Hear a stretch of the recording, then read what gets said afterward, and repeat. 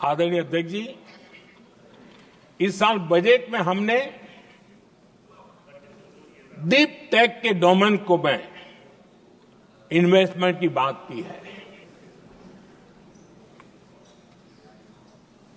और deep tech मैं समझता हूं हमारे लिए तेज गति से आगे बढ़ने के लिए और 21वीं सदी पूरी तरह टेक्नोलॉजी ड्रिवन सेंचुरी है।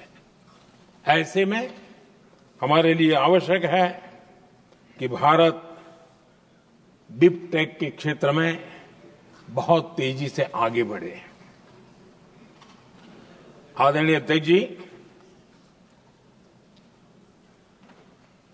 हम लगातार युवा भविष्य को ध्यान में रखते हुए काम कर रहे हैं,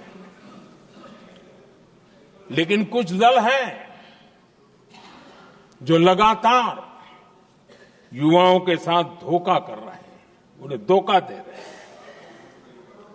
ये दल चुनाव के दरमियान ये भत्ता देंगे, वो भत्ता देंगे, वादा तो करते हैं लेकिन पूरा नहीं करते हैं। ये दल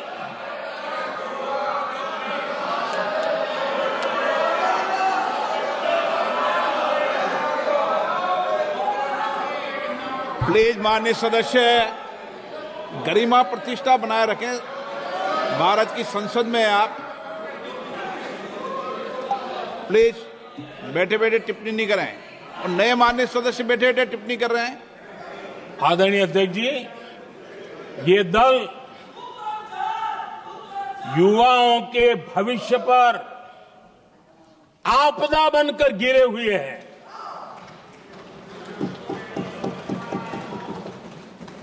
आदरणीय अध्यक्ष जी, हम कैसे काम करते हैं ये हरियाणा में अभी अभी देश ने देखा है। बिना खर्ची, बिना पर्ची नौकरी देने का वादा किया था, सरकार बनते ही नौकरी मिल गई नौजवानों को। हम जो कहते हैं उसी का परिणाम है।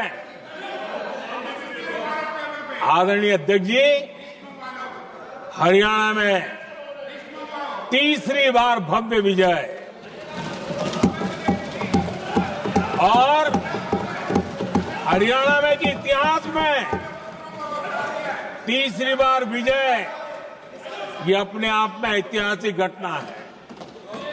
आदरणीय अध्यक्ष जी, महाराष्ट्र में भी ऐतिहासिक परिणाम, जनता जनार्दन के आशीर्वाद। महाराष्ट्र के इतिहास में सत्ता पक्ष के पास इतनी सीटें पहली बार, ये जनता जनार्दन के आशीर्वाद से हम करके आए हैं।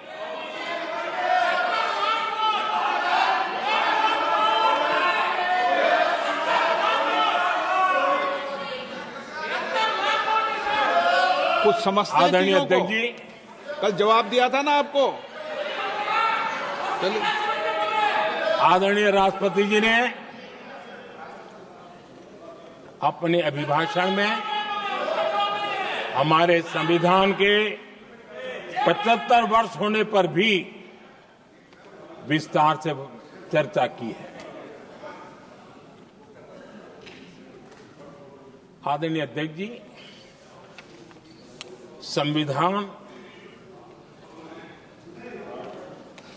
में जो धाराएं हैं उसके साथ साथ संविधान का एक स्पिरिट भी है और संविधान को मजबूती देने के लिए संविधान की भावना को जीना पड़ता है। और मैं आज उदाहरणों के साथ बताना चाहता हूं। हम वो लोग हैं जो संविधान को जीते हैं।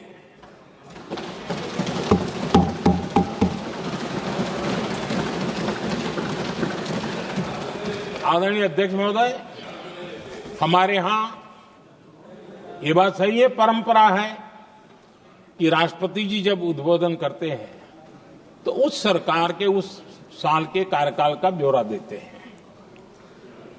उसी प्रकार से राज्यों में गवर्नर का जो उद्बोधन होता है सदन में, वो उस राज्य के कार्यकलापों का ब्यौरा देते हैं। संविधान और लोकतंत्र का स्पिरिट क्या होता है? जब गुजरात के 50 वर्ष हुए, गोल्डन जुबली ईयर मना रहे थे और सद्भाग्य से मुझे उस समय मुख्यमंत्री के रूप में सेवारत था मैं, तो हमने एक महत्वपूर्ण निर्णय किया। हमने किया इस गोल्डन जुबली ईयर में पिछले 50 वर्ष में सदन में जितने भी गवर्नर के भाषण हुए हैं, मतलब उस समय की सरकारों का ही वाहवाही उसमें होती है, हमने कहा कि उन 50 साल में जितने भी गवर्नर के भाषण हुए हैं सबको ही एक पुस्तक के रूप में तैयार किया जाए, ग्रंथ बनाया जाए, और आज सभी लाइब्रेरीज में वो ग्रंथ अवेलेबल है। मैं तो बीजेपी वाला था, गुजरात में तो ज्यादातर कांग्रेस की सरकारें रही थी, उन सरकारों के गवर्नर के भाषण थे, लेकिन उसको भी प्रसिद्ध कराने का काम भाजपा से बना एक मुख्यमंत्री कर रहा था। क्यों? हम संविधान को जीना जानते हैं, हम संविधान को समर्पित हैं, हम संविधान के स्पिरिट को समझते हैं। आदरणीय अध्यक्ष जी, आप जानते हैं 2014 में जब हम आए तब मान्य विपक्ष नहीं था, रिकॉग्नाइज्ड अपोजिशन पार्टी नहीं थी, उतने अंक भी लेकर के कोई नहीं आए थे। भारत के अनेक कानून ऐसे थे कि हमें पूरी स्वतंत्रता थी उस कानून के हिसाब से काम करने की। अनेक कमेटियां ऐसी थी जिसमें लिखा था लीडर्स ऑफ अपोजिशन उसमें आएंगे, लेकिन अपोजिशन था ही नहीं, रिकॉग्नाइज अपोजिशन नहीं था। ये हमारा संविधान जीने का स्वभाव था, ये हमारा संविधान का स्पिरिट था, ये हमारी लोकतंत्र की मर्यादाओं का पालन करने का इरादा था। हमने तय किया कि भले मान्य विपक्ष नहीं होगा, रिकॉग्नाइज अपोजिशन नहीं होगा, लेकिन जो सबसे बड़े दल का सब नेता है उसको मीटिंगों में बुलाएंगे। ये लोकतंत्र का स्पिरिट होता है, तब होता है।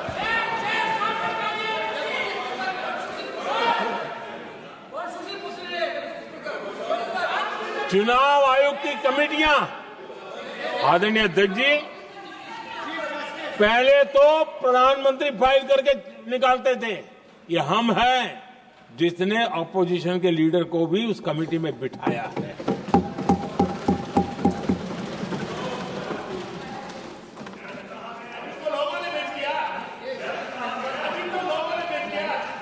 और हमने इसके लिए कानून भी बनाया और आज विधिवत रूप से इलेक्शन कमीशन बनेगा तो अपोजिशन लीडर भी उसके निर्णय की प्रक्रिया में हिस्सा होंगे। ये काम हम करते हैं और ये मैंने पहले ही कहा, हम इसलिए करते हैं कि हम संविधान को जीते हैं। आदरणीय अध्यक्ष जी, दिल्ली में आपको कई स्थान ऐसे मिलेंगे जहां कुछ परिवारों ने अपने म्यूजियम बना करके रखे हुए हैं।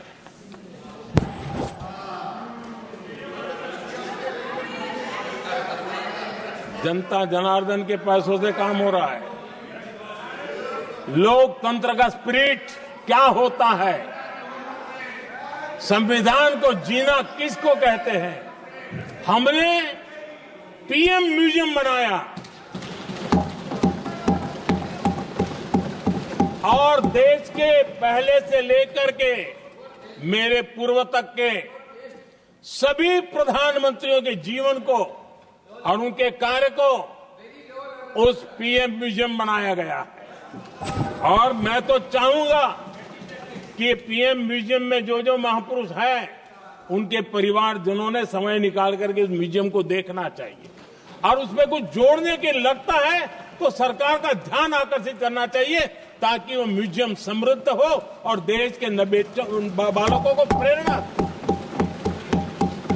ये होता है संविधान की भावना।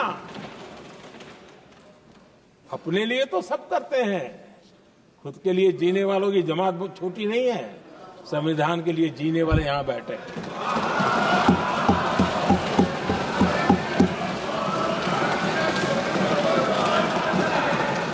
आदरणीय अध्यक्ष जी, जब सत्ता सेवा बन जाए तो राष्ट्र निर्माण होता है। जब सत्ता को विरासत बना दिया जाए तब लोकतंत्र खत्म हो जाता है।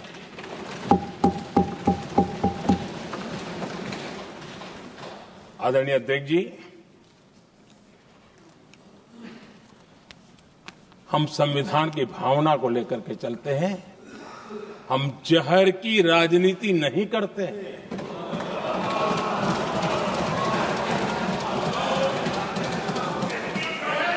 हम देश की एकता को सर्वोपरि रखते हैं